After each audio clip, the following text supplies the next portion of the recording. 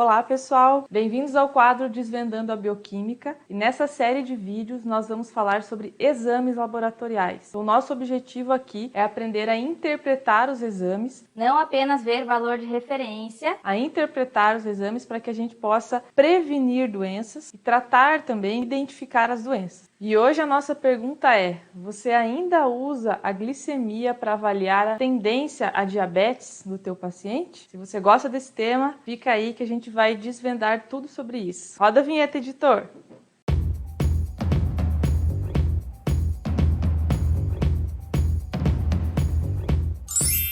Então, pessoal, se você observar, a maioria dos profissionais de saúde, quando quer identificar ou quer avaliar alguém em relação a diabetes, como andam as concentrações de carboidratos, como que está esse eixo dos carboidratos no paciente, pede justamente a glicemia de jejum, né? E hoje eu quero que a gente pense sobre ela, o que a glicemia de jejum realmente revela sobre o eixo dos carboidratos, né? Sobre como está o metabolismo dos carboidratos, o metabolismo da glicemia do nosso paciente. Essa é a grande pergunta que a gente tem que responder para entender qual é a função de um exame que nos mostra a glicemia. E aí vamos relembrar qual é o valor de glicemia normal, primeiro, que é para a gente entender o que ela mostra. Se você lembrar, quando alguém vai fazer esse exame, a gente geralmente pede para fazer um jejum de 8 horas até 12 horas para que a gente possa avaliar a concentração constante ali nessas últimas horas de glicemia, tá? Então, a gente pode imaginar que a glicemia é uma foto que a gente está tirando do paciente, né? Se ele quiser, inclusive, tem alguns que fazem, né? Enganar, né? Fazer assim, nossa, eu tenho que me cuidar porque amanhã eu vou fazer o exame de glicemia, então hoje eu vou comer coisas mais leves, eu não vou exagerar porque, né, não pode dar alterado esse exame. Principalmente paciente diabético, né? Então, a gente tem um retrato das nossas últimas horas do metabolismo da glicose. Se o nosso organismo foi eficiente em retirar essa glicose de circulação. Então, qual que é o valor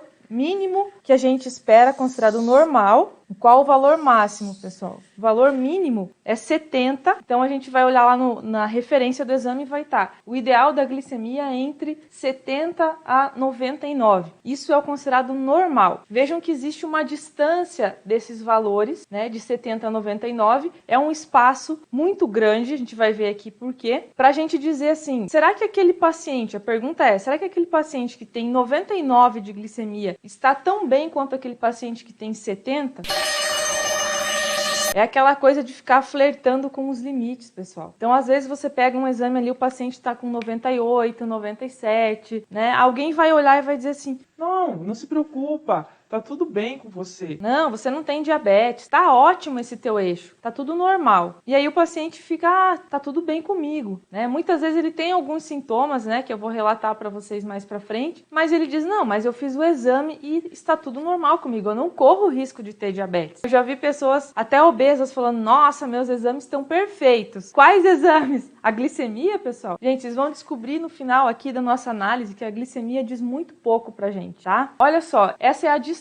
Como que a gente interpreta exames? Como que a gente consegue fazer de uma forma a verificar qual seria o valor ideal? Lembrando que isso aqui é estatística, né, pessoal? Como que é feito lá o valor de referência? A gente usa ferramentas da estatística, a curva de Gauss, onde eu pego lá uma população, né, que veio ao laboratório, fez exames laboratoriais, fez glicemia. Nem sempre quem está ali é uma pessoa totalmente saudável, mas a gente fez uma média e fez mediana e desvio padrão, e aí calculou esses valores de referência. Então isso aqui é estatística, tá? Então existe uma distância. Qual é uma técnica que a gente usa para avaliar exames que é muito boa para determinar qual seria o valor ótimo de um exame? É uma técnica chamada técnica dos quartis. Inclusive tem aqui no canal um vídeo onde eu explico detalhadamente como usa essa técnica. Eu vou mostrar aqui, eu já deixei meio pronto hoje. Porém, se você tiver dúvida no final, você falar, nossa, a prof falou muito rápido, vai e assiste esse vídeo. Então a gente fez o que aqui? A gente dividiu essa distância em 4 quartis. Então eu peguei lá,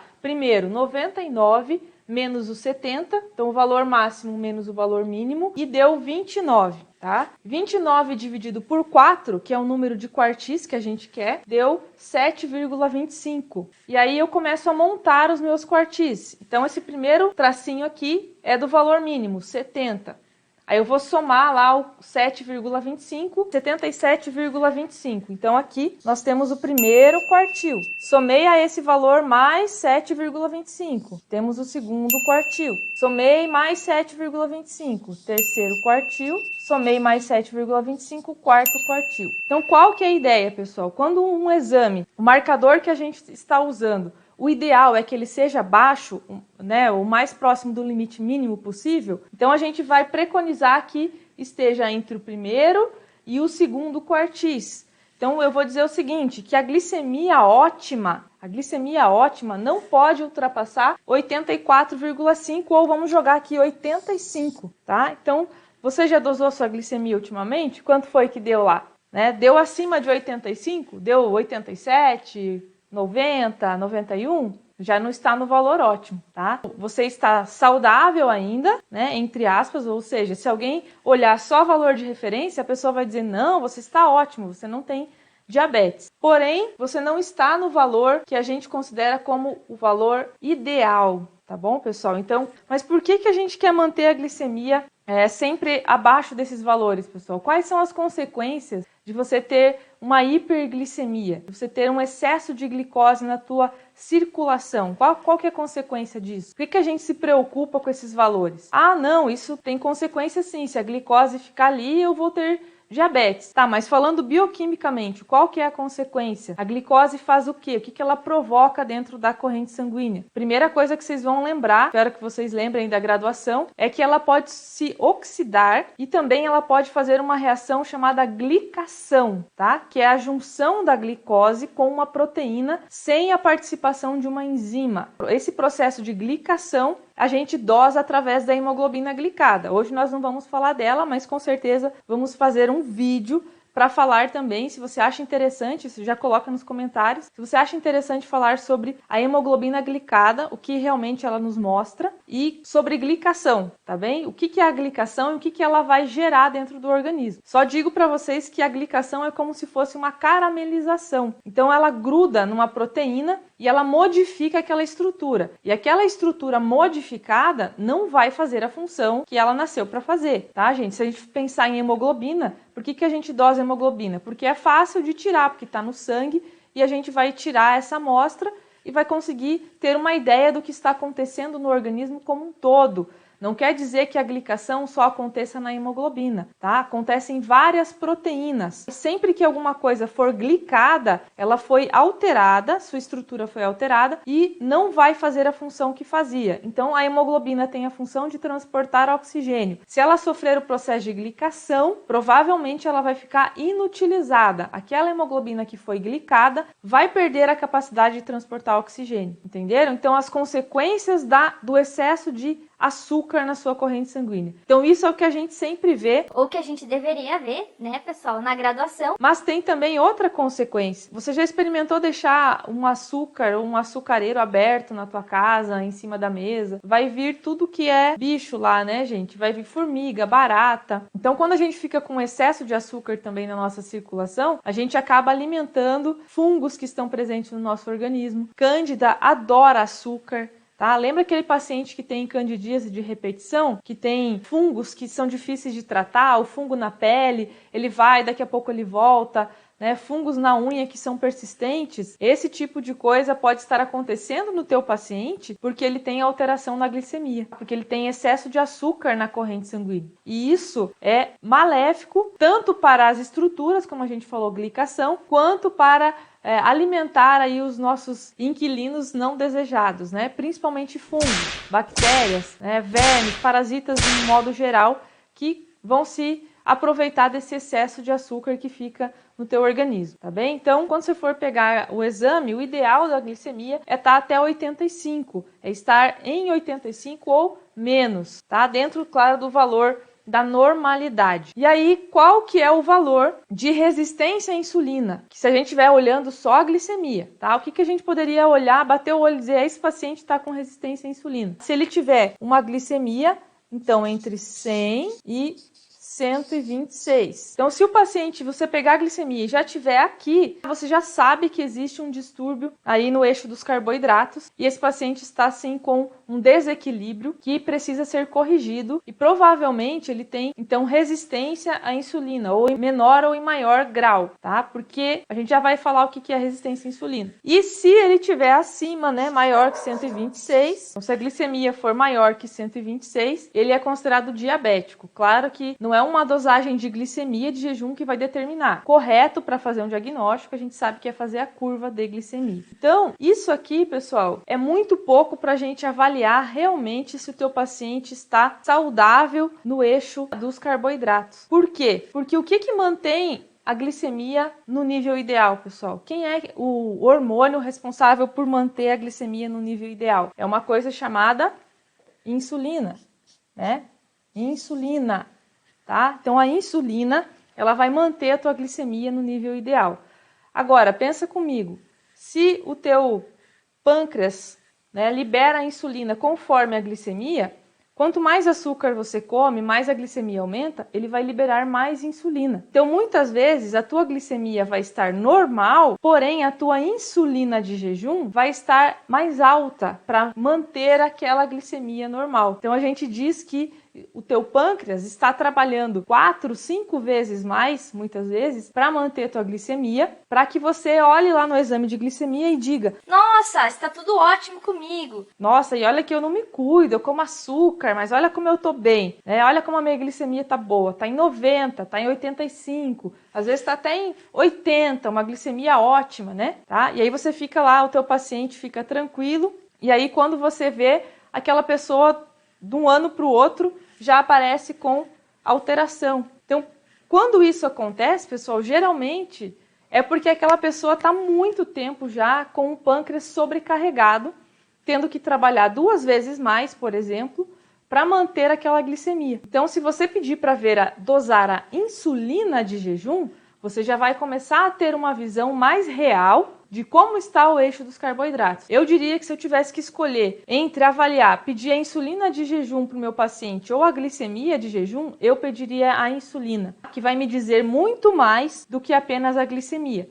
Claro que é vantagem, né? É vantajoso a gente pedir os dois para fazer uma comparação, tá? Então, o que a glicemia não mostra? Ela não mostra se o teu pâncreas está trabalhando 10 vezes mais, 2 vezes mais, 5 vezes mais para manter aquela glicemia. Então, ela só mostra que naquele momento, a hora que você coletou aquela amostra, a glicemia estava dentro do normal. Mas ele não está mostrando, então, o eixo como um todo. Está longe, pessoal, mas muito longe de dizer se você está correndo risco, que é, digamos assim, o que é correr o risco? É observar preventivamente se você tem a chance de. Sempre que você pensar assim, avaliar o risco de, é a mesma coisa que você estivesse dizendo, eu estou avaliando a chance de ter diabetes. Tá? Qual é a minha chance de ter diabetes? Qual é a minha chance de estar apresentando glicação dentro do meu organismo? De os meus vasos sanguíneos estarem sendo destruídos pela glicação, de eu estar formando produtos de glicação chamado AGEs, são altamente deletérios, inclusive para o meu cérebro, né? Nós vamos fazer um vídeo só sobre isso, né, pessoal? Se vocês quiserem, é claro. Coloca aí nos comentários se é importante isso. Então, isso a glicemia não vai mostrar, tá? Por isso que é um exame muito precário para a gente querer avaliar realmente como está a chance de, ou o risco do nosso paciente de desenvolver diabetes. Como avaliar realmente o risco de diabetes? Então, o primeiro exame que a gente tem que fazer chama-se insulina de jejum. Se você for pedir a insulina de jejum, já vai ser uma coisa ótima, você já vai fazer uma coisa excelente para o teu paciente, que ninguém, ou a minoria dos médicos ou dos profissionais que acompanham os pacientes, pedem esse exame. O que a insulina de jejum vai mostrar para a gente? Aí a gente já começa a falar de função pancreática para manter aquela glicemia. Né? Como está a liberação de insulina, o quanta insulina o teu pâncreas está liberando, está precisando liberar para que você mantenha aquela glicemia normal. Mais uma vez nós vamos olhar o valor de referência, tá, do nosso exame aqui. Então o mínimo para a insulina é 2 e o máximo é 23. Lembre-se da técnica dos quartis. Nós vamos pegar o 23 menos 2, deu 21 aqui em cima. 21 dividido por 4 deu 5,25. E aí a gente foi somando, né? 2 mais 5,25 deu 7,25, né? Fomos somando de 5 em 5, aí nós chegamos aqui, ó, primeiro quartil, o maravilhoso, tá, pessoal? O que eu desejo para os meus pacientes quando eu olho a insulina é que esteja abaixo de 7, então no primeiro quartil, e na ortomolecular a gente considera como ótimo, tá, pelos estudos. Por que é ótimo? Porque aquele valor a gente sabe que o nível de glicação vai ser baixo, o estresse do pâncreas está baixo, tá? Então o ideal seria até 5, pessoal. Então qual a insulina de jejum maravilhosa? Menor do que 5. Se ela tiver até 10 ou aqui no caso deu 12, que é o segundo quartil, a gente ainda considera que não é preocupante. Mas tem uma coisa que eu quero dizer para vocês que trabalham com emagrecimento, ou se você é um paciente que quer emagrecer, se a tua insulina estiver próxima do 10, quanto mais insulina você tiver, mais dificuldade vai existir para o emagrecimento. Então, quanto mais resistência à insulina, maior a dificuldade de emagrecimento. Então, a gente vai tentar modular a insulina do nosso paciente, caso ele chegue lá e a insulina esteja alterada. Claro que a gente vai fazer orientações sobre alimentação, lógico, orientações sobre exercício, que são coisas que são imprescindíveis para você diminuir a insulina e a glicemia de jejum, sim, mas nós também vamos modular através dos nutracêuticos e dos fitoterápicos. Nós vamos ajudar o nosso paciente, vamos avaliar, né, algumas coisas que interferem nesse processo, tá? Então, insulina ideal de jejum abaixo de 5. Então, o que nos mostra a insulina de jejum? Ela nos mostra o quanto o pâncreas está tendo que trabalhar, o quanto ele está tendo que liberar de insulina para que você mantenha a tua glicemia. E quanto mais insulina, então faz esse raciocínio, anota isso. Quanto mais insulina ele está liberando, mais mostra que não funciona, que ela não consegue ligar no receptor, então você precisa de mais insulina para que a tua glicemia diminua, tá? Então eu posso concluir que quanto maior a insulina de jejum, maior é o grau de resistência à insulina do meu paciente. Para quem não lembra, né, o que era resistência à insulina, gente? Significa dizer que eu estou produzindo insulina, que ela está sendo liberada, então o pâncreas está aqui, ó, tá produzindo insulina, então a insulina está aqui, e liberando na corrente sanguínea, tá? Então esse é o pâncreas, tá, gente? Como eu desenho bem, né? Então o pâncreas está aqui, liberando insulina na corrente sanguínea, ela vai chegar então na célula, então aqui está representada a membrana celular aqui, né, ó, recordando os tempos de graduação, né? Fosfolipídios de membrana, aqui, né, em azulzinho, meio extracelular, meio intracelular, pessoal, tá? Então você foi lá, liberou a insulina. Como que existe a liberação de insulina? É por feedback, né? Então aumentou a glicemia na tua corrente sanguínea, você foi lá, comeu açúcar, aumentou a glicose aqui, você vai ter uma liberação, né? Essa glicemia, essa glicose vai passar pelo pâncreas, o pâncreas vai liberar então a insulina.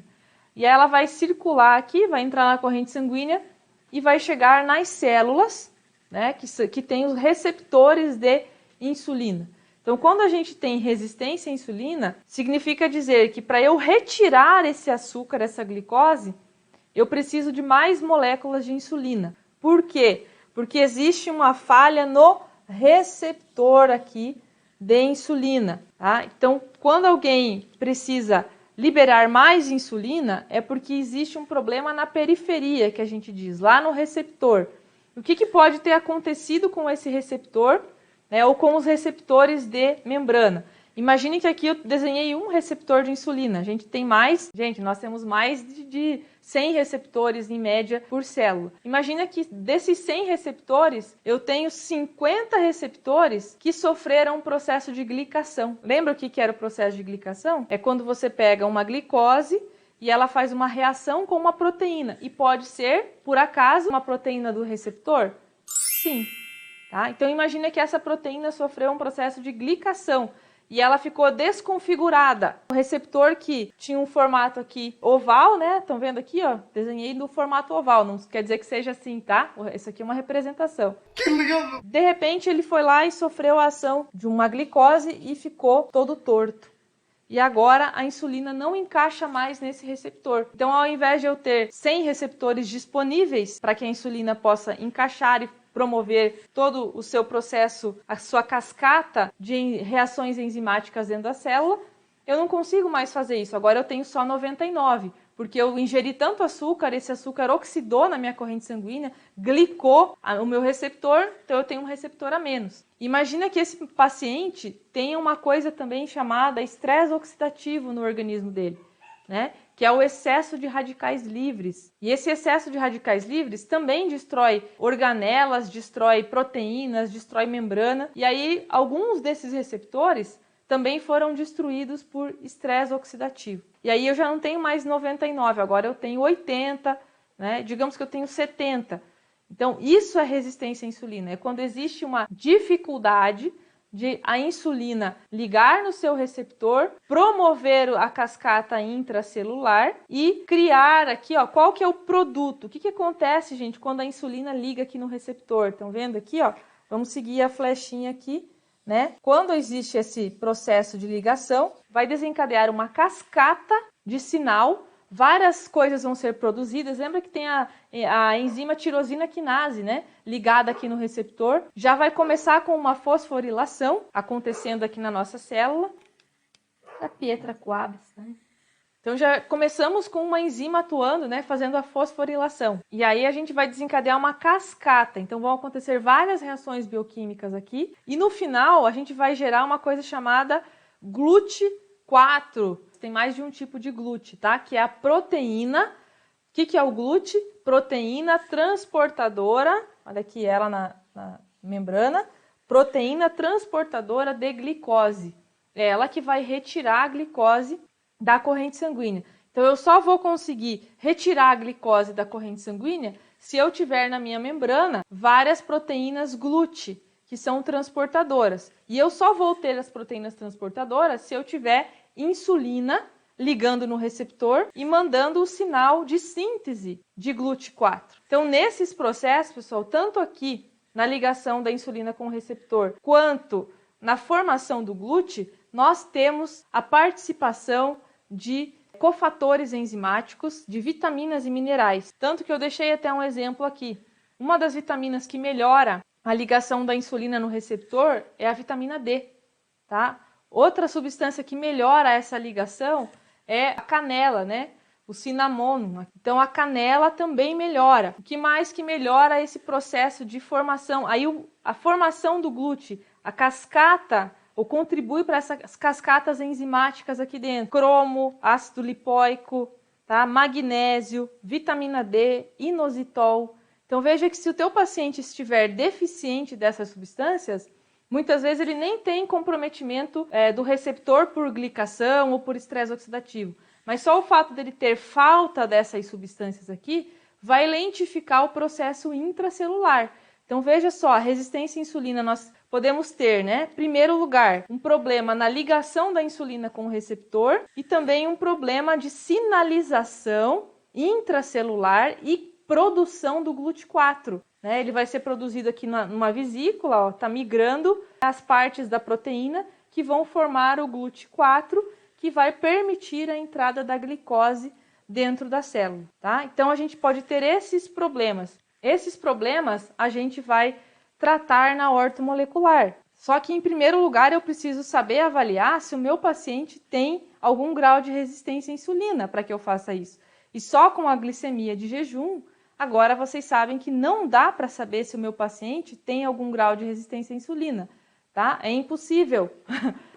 Mas se o paciente tiver a glicemia alterada? Quando ele tiver a glicemia alterada é porque ele já faz tempo, gente, já faz tempo que ele está tendo dificuldades da liberação de insulina, dificuldades desse funcionamento. Então, como a ortomolecular é sempre preventivo, nós temos que sempre pensar como exame de base para rastreio, pedir a insulina de jejum, pelo menos. Vocês vão ver que ela ainda não é o famoso padrão ouro para a gente avaliar completamente o nosso paciente. Eu vou mostrar no final da aula um caso clínico aqui de uma paciente minha, que se você não entendesse um pouquinho de bioquímica, você seria enganado pelos exames dela, tá? Você seria enganado pelos exames dela, você acharia que ela está perfeita. Se você pedisse só a insulina de jejum e a glicemia, você acharia que ela é uma paciente perfeita de níveis ótimos, tanto de glicemia quanto de insulina, e que ela não teria problema nenhum nesse eixo dos carboidratos. E não é uma verdade, vocês vão ver por quê. Então, mais uma vez, o que a insulina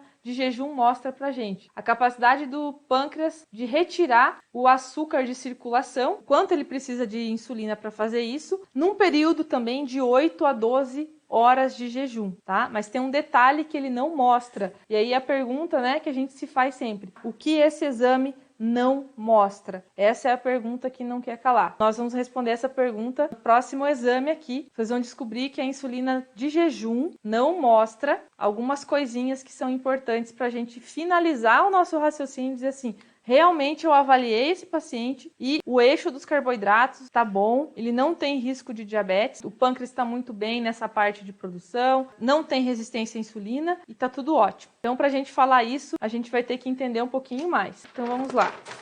Com base nisso que a gente viu da glicemia e da insulina, nós podemos ter 3 casos aqui de pacientes, tá, gente? Então vamos lá, 3 perfis de pacientes. O paciente número 1, ele tem, você pegou lá o exame de glicemia, tá normal. Vamos pensar que tá até ideal, tá? Vamos imaginar que tá ideal, que essa glicemia tá em 83. Só que você pediu a insulina de jejum dele e a insulina de jejum tava em 14. Então veja só, se você tivesse pedido só a glicemia, como acontece em alguns casos, né, gente? Você ia virar para ele e ia dizer assim: olha, você tá ótimo, viu? Não se preocupe que você não tem risco de ter diabetes, tá tudo bem. Segue a tua vida comendo teu docinho, tuas guloseimas, teus carboidratos, tá tudo ótimo, você não corre risco nenhum. E a insulina dele já estava ficando elevada, né, gente? Lembra que o normal aqui seria abaixo de 5? O ideal, tá? Não o normal. O normal é até 23, né? Mas o ideal seria abaixo de 5 e a insulina dele tá em 14. Então, isso quer dizer o quê? Que para manter essa glicemia ótima, o pâncreas dele está trabalhando aproximadamente 3 vezes mais do que deveria. Então, existe algum grau de resistência à insulina, sim. Então, esse paciente, eu já iria fazer uma modulação da insulina, tentar passar para ele ativos que melhorassem isso, né? Conversar com ele sobre estilo de vida, com certeza, tá? Lá no meu tratamento, eu iria colocar lá, fórmula para modular a insulina, tá? E aí eu ia colocar aqueles ativos que eu já falei para vocês, mais alguns também que modulam, né? O vanádio, que é um insulinomimético. Beleza, o nosso paciente 2. Esse paciente, ele tem a glicemia aumentada, tá? Você dosou a glicemia, tá lá em 102. E a insulina, 4,5, tá? Então, você olhando a insulina, você iria dizer assim: poxa, mas a insulina não tá elevada, né? E esse paciente tá com 102 de glicemia, né? O que aconteceu aqui, tá? Então, a gente vai ver, analisando a curva, o que pode ter acontecido aqui, tá, pessoal? Então, apesar de ele ter uma liberação basal, quando ele fica em jejum, o pâncreas dele, a insulina dele funciona, ele consegue retirar aquilo de circulação, aquela glicose. Só que ele tem uma dificuldade diante dos carboidratos, quando ele consome carboidrato, né? Existe algum problema dentro desse eixo que faz com que ele fique com a glicemia um pouco mais elevada. Então, a resposta dele frente aos carboidratos não é boa, tá? Na liberação de insulina. E aí a gente também teria que fazer uma modulação desse paciente. E aqui a gente já tem que se preocupar com um nível maior de glicação, porque a glicemia dele está ficando alterada. Então, com certeza, ele tem mais glicação do que esse paciente aqui, tá? Esse paciente tem mais sobrecarga de pâncreas, mas não tem tanta glicação. E esse paciente está glicando.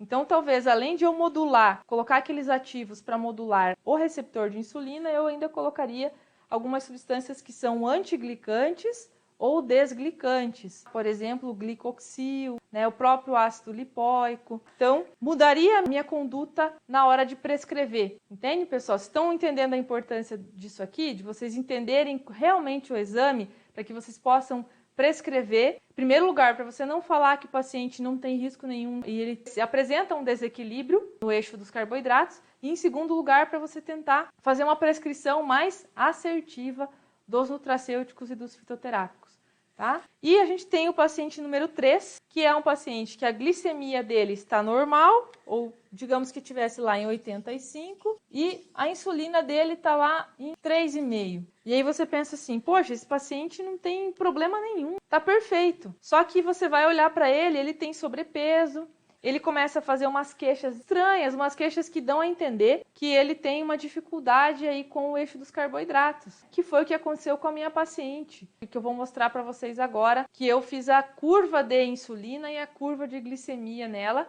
que eu considero, se fosse classificar, um padrão ouro para você avaliar se o teu paciente realmente está em equilíbrio nesse eixo metabolismo da glicose, tá? Porque na curva, muitas coisas que estão escondidas aparecem. Então, o padrão ouro seria a curva. Geralmente, se é uma pessoa jovem, antes dos 40 anos, que não tem sobrepeso, eu não peço a curva. Até porque a curva, vocês sabem que a pessoa vai ficar lá. A não ser que, e aí vem essa parte aqui, ó, existam sintomas que justifiquem a solicitação da curva. Então, tem sobrepeso, uma das metas é emagrecer, vamos pedir a curva para analisar. Tem queixas, por exemplo, qual era a queixa da minha paciente? Ela falava assim para mim, ela é magra, tá, gente, essa paciente, que eu vou mostrar para vocês, é magra, não tem sobrepeso. Olha, se eu comer algum doce, eu sinto uma meia hora depois, eu sinto tontura, fraqueza e eu sinto um sono intenso. Às vezes eu tenho que sentar, às vezes eu estou no trabalho, eu tenho que sentar, tomar uma água, respirar, porque eu fico mole. Então veja como era a queixa. E dá a impressão, né, que, poxa, por que será que está acontecendo isso com ela, magra, né? Aí você tem que pensar o seguinte, será que na hora de liberar a insulina, quando ela consome o carboidrato, ela não está fazendo uma liberação excessiva? Então, esse tipo de situação, a insulina de jejum não mostra, tá? Respondendo a pergunta, o que a insulina de jejum não mostra? Não mostra se o teu paciente tem anormalidades diante do consumo de açúcar. Então, vamos lá. Primeiro, a nossa curva de glicemia da nossa paciente. Então, a curva de glicemia aqui, ó, tempo basal, que é o tempo zero. Se nós fôssemos olhar só a glicemia dela, olha que perfeito. Glicemia de jejum, 74. Você tá ótima, não tem problema nenhum com o metabolismo dos carboidratos. A gente ia falar para ela.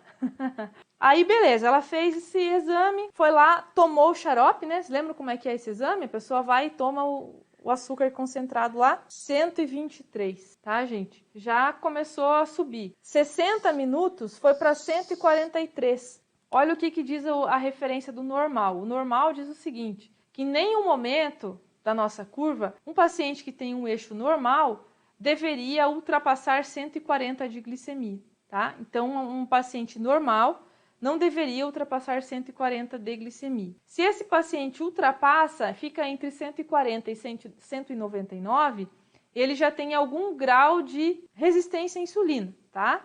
Se esse paciente ficar em algum momento ou na maior parte do tempo ou terminar a curva acima de 200, é um paciente diabético. Então, a nossa paciente aqui foi para 143, ela deu uma pisadinha fora do nosso ideal. Tá? Mas olhando só a curva de glicemia, por isso que eu não peço só a curva de glicemia, gente. Olhando só a curva de glicemia, eu ia chegar à conclusão, tá normal, tá mais ou menos, deu só uma saidinha fora, né? Olha só se isso aqui não bate com os sintomas que ela relata. Ela ficou com 67 no final, depois de ter tomado o xarope, ela terminou com a glicemia menor do que a glicemia que ela iniciou o processo. Então, o que aconteceu? Provavelmente ela liberou muita insulina aqui para retirar a glicose da corrente sanguínea dela, a ponto de baixar a glicemia e ter uma hipoglicemia. Então era por isso que ela sentia tontura, aquele sintoma de fadiga depois que ela comia um doce, né? Principalmente se fosse um carboidrato simples, lá um bombom, uma coisa assim bem de índice glicêmico alto, ela se sentia mal. E agora vamos olhar a curva de insulina dela, para vocês verem o que aconteceu. Então, olha lá a insulina de jejum dela, 3,4. Não é maravilhosa essa insulina de jejum? Você ia dizer assim, nossa, tá ótimo, tá dentro do valor ideal, né? Beleza, começou com 3,4, foi lá, tomou o xarope, já subiu para 13, então aqui, ó, tá dentro ainda do, né, até ficou baixo no começo, quase nem subiu, você ia falar, nossa, tá perfeito, né, 30 minutos. Olha o que aconteceu 1 hora depois, gente. A insulina dela foi para 168,8. Sim, você não está ouvindo, não foi um erro, tá? Não foi a glicemia, ela colocou a glicemia no lugar, não. A insulina dela subiu para 168,8. Vejam que em nenhum momento aqui da referência deve ultrapassar 112. Então foi para 168,8. Por isso que ela terminou a curva dela com aquela queda brusca, né? E ficou com hipoglicemia. Porque ela estava, para ela tirar aquela glicose de circulação, o pâncreas dela teve uma descompensação, liberou uma quantidade excessiva de insulina. Então, esse tipo de situação provoca, sim, sobrecarga, tá? E provoca aquela hipoglicemia. Ela terminou a curva com 28, mas o pico dela foi 168. E aqui tem uma dica da ortomolecular para você anotar. Quando você fizer a curva de insulina, o maior pico, você vai anotar, vai pegar qual é o maior índice aqui, não importa o horário, vai dividir pelo valor da insulina basal. E isso não pode dar mais do que o ideal, ótimo, não pode estar aumentando mais do que 7 vezes. O que a gente ainda aceita, estar aumentando até 10 vezes. Então, 10 vezes o valor inicial aqui seria 34, tá? Então, o pico máximo que ela deveria ter apresentado aqui de insulina deveria ser 34. E ela apresentou 168,8, gente. Então, veja só o que aconteceu. Se eu pegar e fizer a conta, faz a conta aí, vocês vão ver que ela aumentou praticamente 50 vezes a liberação de insulina basal. Quando ela consumiu açúcar, ela teve que aumentar 50 vezes a liberação de insulina para puxar a glicemia para baixo. Então, existe ou não existe algum problema, alguma descompensação nesse metabolismo, em toda essa orquestra que eu mostrei para vocês aqui atrás, no nosso desenho do que acontece quando a insulina liga no receptor, né? Alguma coisa nesse processo, tá, de liberação de insulina, de ligação da insulina no receptor, de provocar a formação aqui das cascatas bioquímicas que vão dar origem ao glúten, esse glúten conseguir ser transportado aqui pela vesícula. Então, algum problema neste processo existe nessa paciente. Então, gente, quando você pensar em avaliar risco de diabetes, quando você quiser avaliar se o eixo dos carboidratos, como está o metabolismo dos carboidratos no teu paciente, o melhor exame que você pode pedir é a curva de insulina e a curva de glicemia e interpretar desta forma que eu expliquei aqui para vocês, tá bom? Glicemia de jejum, ela só vai te dizer quando o paciente tiver uma elevação, ele já tiver com a doença ou ele tiver quase com a doença, aí vai se elevar. Então não é preditivo, não pode usar isso para avaliar risco de, tá? Você não pode usar isso para querer avaliar se o teu paciente tem chance de ter diabetes. Você vai usar curva de glicemia e de insulina e a hemoglobina glicada também traz muita informação para a gente, mas fica para um próximo vídeo, tá bom? Então, espero ter contribuído para você. Se você gostou desse vídeo, compartilha, curte, se inscreve aqui no canal, porque essa série de vídeos vai ficar muito legal, que a gente consiga tratar as causas, que é o grande objetivo da ortomolecular, tá bom? Espero que você tenha gostado dessa aula, espero você na próxima. Um abraço!